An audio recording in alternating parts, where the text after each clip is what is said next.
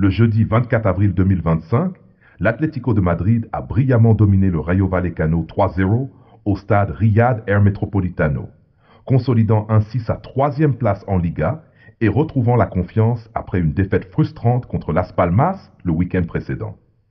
Résumé du match. Dès les premières minutes, l'Atlético a imposé son rythme. Alexander Sørloth, titularisé pour la deuxième fois consécutive à la place d'Antoine Griezmann, a ouvert le score de la tête sur un centre précis de Giuliano Simeone.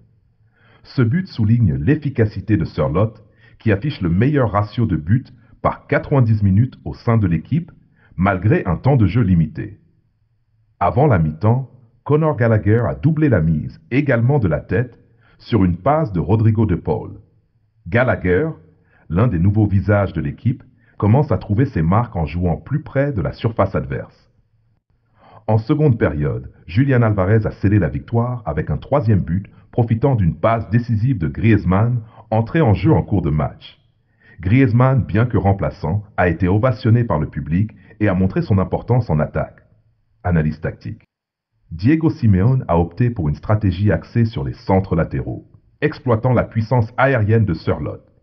Cette approche a porté ses fruits, les deux premiers buts étant inscrits de la tête. Le milieu de terrain a montré une meilleure cohésion avec De Paul et Gallagher orchestrant les transitions offensives. Défensivement, Jan Oblak a été impérial, réalisant plusieurs arrêts décisifs, notamment face à Issy Palazón, qui a été l'un des rares joueurs du Rayo à menacer la défense madrilène. Statistiques clés. Possession Rayo Vallecano 58,2%, Atlético Madrid 41,8%. Tirs cadrés, 5 de chaque côté. Corner Atlético 6, Rayo 3. Faute Atlético 12, Rayo 10. Carton jaune, Rayo 2, Atlético 0.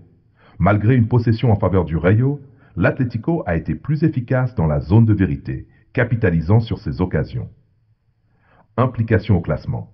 Avec cette victoire, l'Atlético de Madrid consolide sa troisième place en Liga, totalisant 66 points, à 10 unités du leader, le FC Barcelone, et à 6 points du Real Madrid.